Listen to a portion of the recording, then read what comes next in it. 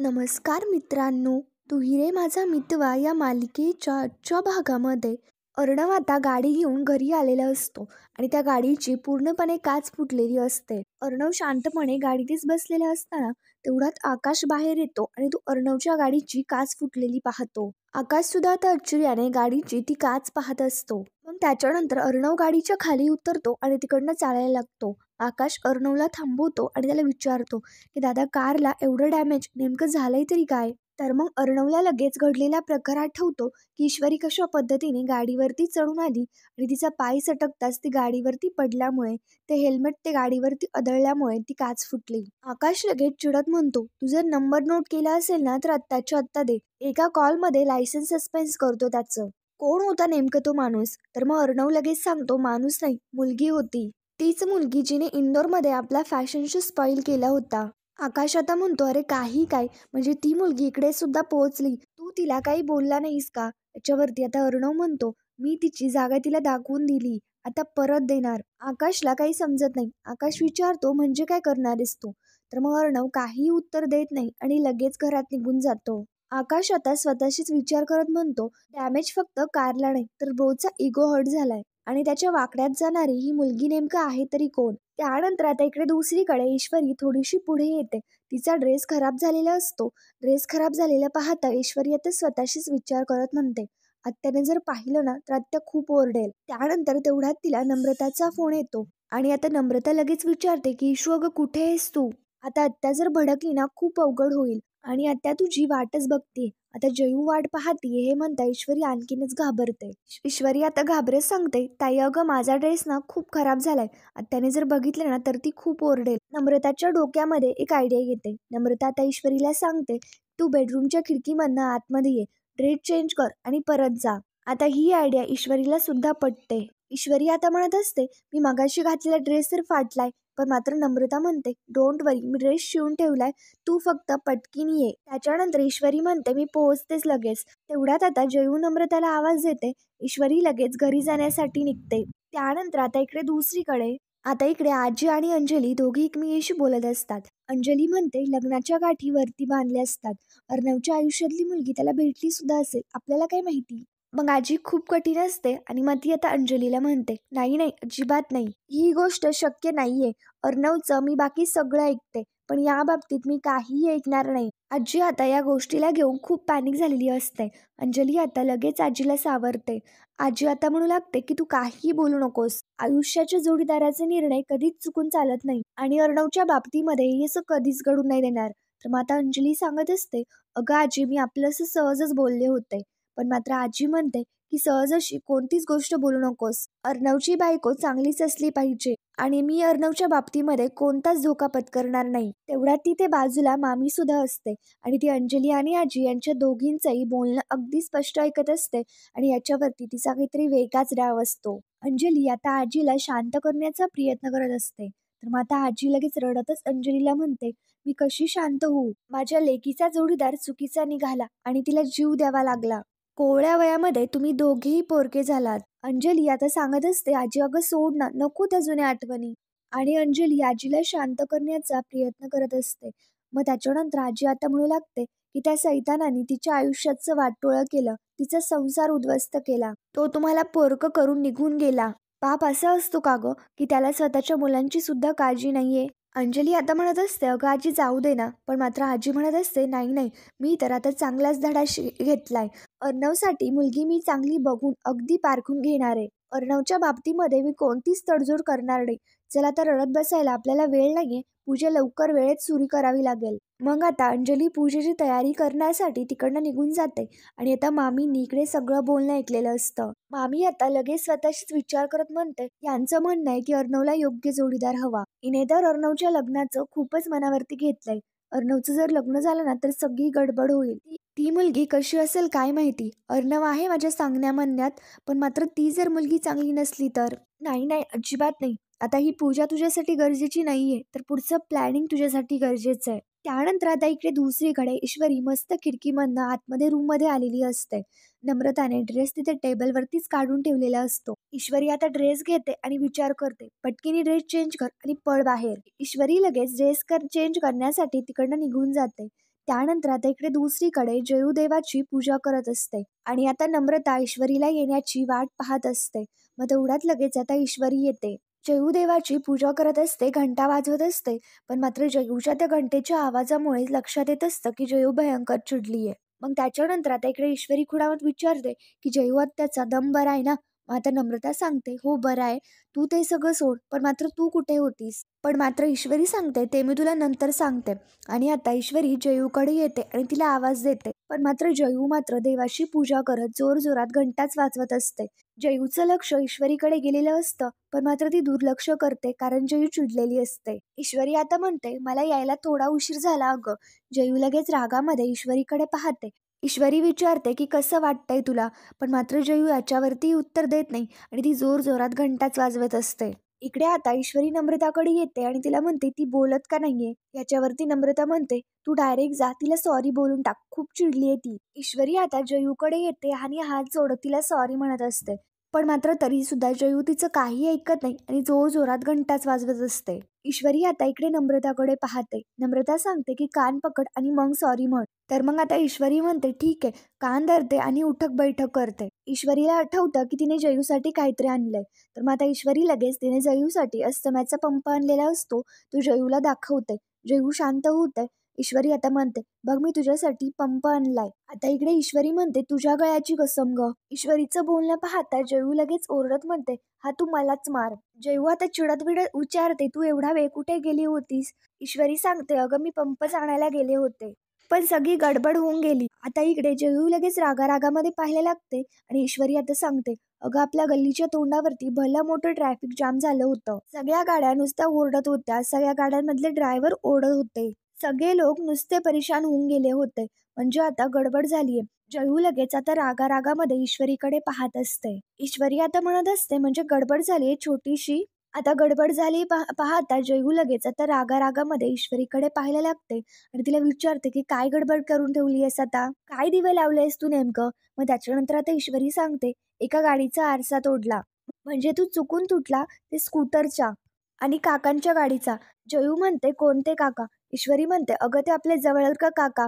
तर मग आता जयू आणखीनच चिडते आणि ईश्वरीला म्हणते, खबरदार जर त्या माणसाला काका बिका म्हणालीस तर. 24 तास सुद्धा नाही झाले तुला या शहरामध्ये येऊन आणि आता रिश्ते बनवायला लागलीस तू. आणि तुझे हे नाटकं मला घुमवून घुमवून सांगू नको. जयू आता म्हणत असते, हे बघ एक गोष्ट लक्षात ठेव, तुझ्या आगाऊपणाला मी भूलणार नाही, सांगून ठेवतीये. इकडे ईश्वरी आता शांतपणे जयूचं बोलणं ऐकून घेते.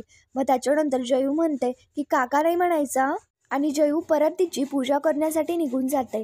इकडे नम्रता ईश्वरीच्या जवळ येते. ईश्वरी आता म्हणते, आत्या तर खूपच भडकलीये. ईश्वरी आता म्हणते, फिकर नॉट, मी ना आलू की कचोरी करून तिला खिलवते आणि मग ती एकदम खुश होऊन जाईल. ही आयडिया नम्रताला सुद्धा पटते. ईश्वरी आता मोठ्याने बोलते, बरं कोण कोण खाणार आहे मग आलू की कचोरी? आलू की कचोरी म्हटल्यानंतर जयू खुश होत ईश्वरीला म्हणत असते की कोण करणार आहे कचोरी? तर मग आता ईश्वरी म्हणते, तू खाणार आहेस ना? तर मग जयू खूप खुश झालेली असते. जयू म्हणते, तू काय बटाटे काय फरशीतून उगवणार आहेस का? तर मग आता इशू लगेच आश्चर्याने पाहायला लागते आणि जयू म्हणते, अगं बटाटे कुठे आहेत? एवढे दिवस घर बंद होतं, आपण इंदोरला होतं आणि एवढी सत्याची काळजी होती, नाहीतर येताना घेऊन यायची ना भाजी. ईश्वरी आता म्हणते, अगं मी तर टेन्शन में सोचाच नाही. जयू आता पुढे बोलणार तेवढ्यात लगेच नम्रता जयूला शांत करत म्हणते, आता मी घेऊन येते भाजी. तर जयू आता म्हणते, ठीक आहे, नाक्यावरनं घेऊन ये, जास्त लांब नको जाऊस. त्यानंतर आता इकडे जयू तिकडनं निघून जाते. ईश्वरी आता स्वतःशीच विचार करत म्हणते, त्या भांडेबद्दल मला आता इकडे ताईला सांगायचं होतं की त्याने माझं लॉकेट आणि फोन नंबर सुद्धा घेतलाय. पण मी आता काय करू? ताई नेमकं भाजी आणायला निघालीये. त्याचा फोन परत येण्याच्या आधी मला काहीतरी सोल्युशन मिळायला हवं. त्यानंतर तेवढ्यात आता अर्णव इकडे त्याच्या रूममध्ये येतो आणि तो ईश्वरीला फोन करतो. आता ईश्वरीचा फोन वाजतो. अननोन नंबर पाहता ईश्वरी आता विचार करते, हा नक्कीच त्याचा नंबर असेल. इकडे ईश्वरीचा फोन वाजतोय ते पाहता जयू लगेच तिला ओरडत म्हणते, अगं फोन उचल ना. त्याच्यानंतर आता ईश्वरी फोन उचलते. ईश्वरी हॅलो बोलते तर ईश्वरीला समोरनं वेगळाच आवाज येतो आणि तो माणूस ईश्वरीला विचारतो की आप्पा आहे का? तर मग ईश्वरी त्याला मोठ्या तोरात सांगते की कोण आप्पा, रॉंग नंबर आहे. म्हणजे इकडे अर्णव वेगळाच कोणाला तरी फोन करत असतो. त्यानंतर आता इकडे दुसरीकडे आकाश आता इकडे अर्णवकडे येतो. अर्णव आता लगेच म्हणतो, हा JK गारमेंट फोन का नाही उचलत आहे? त्याला जर काही गरज नसेल ना तर कॅन्सल करून टाक. आकाश म्हणत असतो, दादा तू शांत हो, चिडचिड करू नको. किती चिडचिड करतोयस तू उगाच, मी बोलून घेतो त्यांच्याशी. अर्णव आता शांत असतो तर आकाश विचारतो, तू त्या काच तोडलेल्या मुळीमुळे अपसेट आहेस का? अर्णव तो प्रकार विसरू सुद्धा शकलेला नसतो आणि अर्णवला तो घडलेला सगळा काही प्रकार आठवत असतो. त्याला ईश्वरीचं बोलणं आठवत असतं की ईश्वरी म्हणाली होती की हम इंदौर से है, उधार देते भी नाही और उधार रखते भी नाही. आता ईश्वरीचं हे एकदम मोठं तोऱ्यात निडरपणे अर्णवशी बोलणं हे त्याला खटकलेलं असतं. आकाश अर्णवला शांत करण्याचा प्रयत्न करत असतो की तू प्लीज शांत हो आणि आता खाली चल, पूजेसाठी सगळे तुझी वाट बघतायत. कोणालाच माहिती नाहीये की तू घरी आलायस. अर्णव आता आकाशला म्हणतो की तू जा, मी आलोच मागणं. आणि मग अर्णवच्या सांगण्याप्रमाणे आकाश लगेच तिकडनं निघून जातो. त्याच्यानंतर आता इकडे नम्रता भाजी आणायला निघालेली असते. इशू लगेच आता नम्रताकडे येते आणि तिला म्हणते, मी सुद्धा येते तुझ्याबरोबर भाजी आणायला. पण मात्र तेवढ्यात तिकडनं जयू होते आणि ओरडत लगेच म्हणते की कशाला जायचंय बाहेर, आलीच नाही एवढी भटकून, परत कशाला जायचंय बाहेर. ईश्वरी आता म्हणते की ताईच्या हातामध्ये सामानाच्या खूप थैल्या असतील, तिला मदत करावीच लागेल. पण मात्र जयू म्हणते की त्याची काही गरज नाहीये. ईश्वरी आता म्हणते, बरं मग तुम्हाला किचन मध्ये मदत कर चल. तर मग हे सगळं ऐकताही जयू लगेच म्हणते, ठीक आहे ठीक आहे, तू जा तिच्या बरोबर, घरामध्ये असतीस तर माझं डोकंच खाशील. त्या दोघीही खुश होतात आणि बाजार आणण्यासाठी तिकडनं निघून जातात. त्यानंतर अर्णवच्या घरी पूजा असते आणि पूजेची खूप छान अशी तयारी केलेली असते. त्यानंतर तेवढ्यात तिथे काका येतात आणि आजीचे आशीर्वाद घेत तिला म्हणतात की मी तयार आहे. पण मात्र आता आजी म्हणते, तुझी बायको कुठे? मग आता तो म्हणतो की थांब, मी तिला घेऊन येतो आणि तो लगेच तिकडं निघून जातो. मग आता इकडे आजी अंजलीला विचारते की तू दुर्वा आणला आहेस ना? तेवढ्यात लगेच मागणं आकाश येतो आणि आकाश म्हणतो की मी दुर्वा आणल्या आहेत. आकाश आजीचे आशीर्वाद घेतो आणि आता आजीला म्हणतो की तू काळजी करू नकोस. आकाश सांगत असतो आणखीन एक गुड न्यूज, म्हणजे दादा पोहोचलाय. तर मग आता आजी म्हणत असते, पूजे आधीच देव पावला म्हणायचा. तेवढ्यात लगेच तिकडनं अर्णव येताना दिसतो. अंजली आजीला होते आणि ते सगळे शांत होतात. अर्णव आता आजीचे आशीर्वाद घेतो. आजी अर्णवला एकदम मस्त सुखी राहा असा आशीर्वाद देते. काका आता अर्णवला म्हणतात की हे बघ, आम्ही तिकडे देवदर्शनासाठी गेलो होतो ना, माईच्या पाया पडल्यानंतर इथे देव मिळत आणि तू जरा लवकर निघायचंस ना. अर्णव आता म्हणतो, मी लवकरच निघालो होतो, पण मध्ये रस्त्यात, आणि अर्णव मध्ये शांत होतो. आजी आता घाबरत लगेच विचारते की रस्त्यात काय, काय झालं रस्त्यात? अर्णव आता ओरडत म्हणतो, काही नाही झालं, तुमच्या समोर मी इथे धडधाकट उभा आहे ना, मग कशाला करायची काळजी. आणि आजीची पूजा तशी सुद्धा कुठे सुरू झाली आहे? अर्णवचं बोलणं पाहता आजी लगेच म्हणते, आजीची पूजा काय, ही पूजा काय मी माझ्या एकटीसाठी करत नाहीये, ही पूजा आपल्या सगळ्यांसाठी आहे. आणि मग आता आजी काकांना म्हणते की वल्लरीचं आवरलंय की नाही बघ. आणि काका लगेच तिकडनं निघून जातात. आता अर्णवच्या बोलण्यामुळे आजी चिडलेली असते. अंजली आता अर्णवला खुणावून सांगते की तिच्याशी बोल. तर मग आता अर्णव लगेच म्हणतो की आजी कशी होती का तुझी ट्रिप? आता अर्णवच्या बोलण्यामुळे आजी आणखीनच चिडते.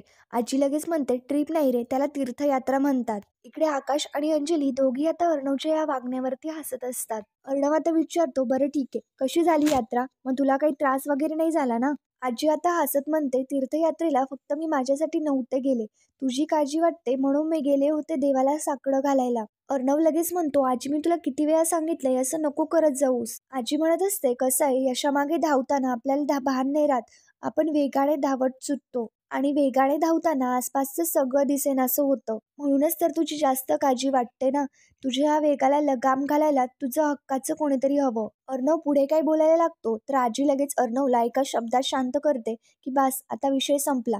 अर्णव लगेच शांत होतो. आजी तिकडनं निघून जाते. अंजली अर्णवच्या जवळ येते आणि त्याला विचारते, कुर्ता घालशील का? तर मग अर्णव म्हणतो, ताई मी नाही घालणार आणि तुला माहिती आहे मला नाही आवडत. इथे पूजेसाठी आलोय तेवढं पुरेसं नाहीये का? तर मग अंजली लगेच म्हणते, बरं ठीक आहे, नको घालू, शांत हो. अंजली विचारत असते, नेमकं काय झालं, येताना अपसेट दिसतोयस? अर्णव अंजलीला काही उत्तर देत नाही आणि तिकडनं निघून जातो. तर मग अंजली लगेच आकाशला विचारते की काय झालंय नेमकं? आकाश म्हणत असतो, माहित नाही, पण नक्कीच काहीतरी बिनसलंय त्याचं. त्यानंतर आता इकडे दुसरीकडे राकेश, नम्रता आणि ईश्वरी यांची दोघींची भाजी मंडईमध्ये येण्यासाठी वाट पाहत असतो.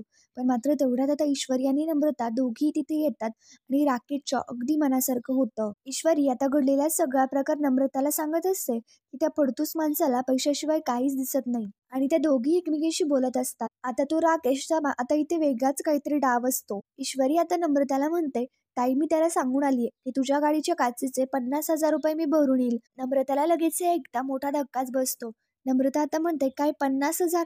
विशू तू पागल झालीयस का? ईश्वरी म्हणत असते, अगं काय ताई, माझ्या हातून त्याच्या गाडीची काच फुटलीये ना, पण मात्र नम्रता म्हणत असते, "अगं इशू काय चाललंय? एवढा इमानदारीचा जमाना तरी आहे का? आणि आपल्याला काय करायचंय? आपण एवढे दिवस कुठे राहणार आहोत इथे? आपल्याला परत इंदोरला जायचंय." तर मग आता ईश्वरी म्हणते, "नाही नाही, अजिबात नाही. मी त्याचे 50,000 रुपये दिल्याशिवाय इथून कुठेच जाणार नाही, आणि ते सुद्धा 3 महिन्यातच." नम्रता म्हणत असते, "अगं इशू काय करतेयस तू? विसर आता त्याला. आणि एवढ्या बड्या मुंबईमध्ये तो कसा शोधणार आहे ग तुला? त्याच्याकडे कुठे पत्ता आहे?" ते राकेश तर चोरून चोरून ईश्वरीला पाहत असतो आणि याच्या मागे त्याचा वेगळाच राव असतो. त्यानंतर आता इकडे दुसरीकडे अर्णव बाहेर येतो. त्या गाडीपाशी येतो आणि ती फुटलेली काच पाहता अर्णवला परत घडलेल्या प्रकारात ठेवतो आणि त्याच्यामुळे तो परत आणखीन डिस्टर्ब होऊन जातो. अर्णवला ईश्वरीचं बोलणं आठवत असतं की "गणेशाची कसम, तुमचे 50,000 रुपये दिल्याशिवाय मी मुंबई सोडून जाणार नाही." अर्णव आता ही फुटलेली काच पाहतो आणि भयंकर आणखीनच चिडतो. अर्णव गाडीतनं त्याचा लॅपटॉप काढतो, त्याची बॅग घेतो आणि तिकडनं निघून जाऊ लागतो. मग त्याच्यानंतर आता इकडे अंजली तेवढ्यात लगेच बाहेर अर्णवकडे येते आणि त्याला म्हणते की "मला तुझ्याशी बोलायचंय." अर्णव म्हणतो, "बोल, काय झालं?" तर मग आता इकडे अंजली म्हणते की "का होतीये तुझी चिडचिड? नेमकं काय बिनसलंय, सांगशील का मला? मगाशी सुद्धा काहीच न बोलता तू असाच निघून गेलास." तर मग अर्णव म्हणत असतो, "ताई, सांगण्यासारखं तसं काही नाहीच आहे."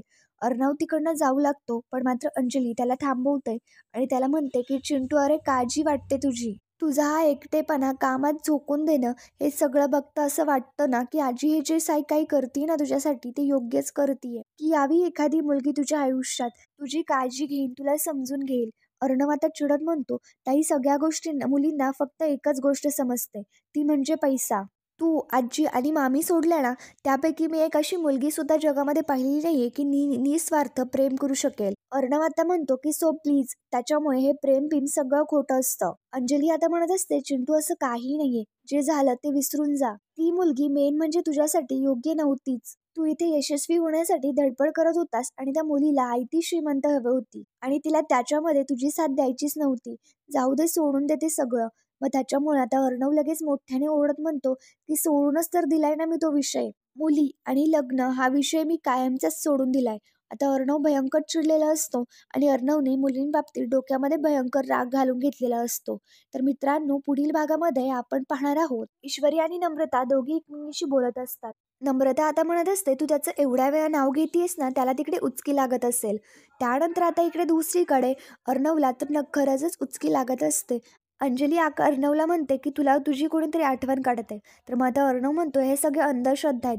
ईश्वरी आणि राकेश दोघे एकमेकांशी बोलत असताना ईश्वरी आता म्हणते की "तुम्ही मला नोकरी देऊ शकाल का?" याच्यावरती राकेश म्हणतो, "हो, देईल ना." ईश्वरी म्हणते, "तुम्ही माझं टेन्शनच दूर केलंय." तर राकेश म्हणतो, "अजून टेन्शन कुठे दूर केलंय?" त्याच्यानंतर आता इकडे अंजली पूजा झाल्यानंतर आरती देत असते. पण मात्र तेवढ्यात अंजलीचा पाय सटकायला लागतो, ती खाली पडायला लागते. पण मात्र तेवढ्यात कोणीतरी आता अंजलीला पकडतं. अंजलीला दुसरं तिसरं कोणी नाही तर राकेशनेच पकडलेलं असतं. आता राकेश आणि अंजलीचं नेमकं नातं काय, हे पाहण्यासाठी आमच्या शिव मराठी या चॅनलला लगेच सबस्क्राईब करा. थँक्यू.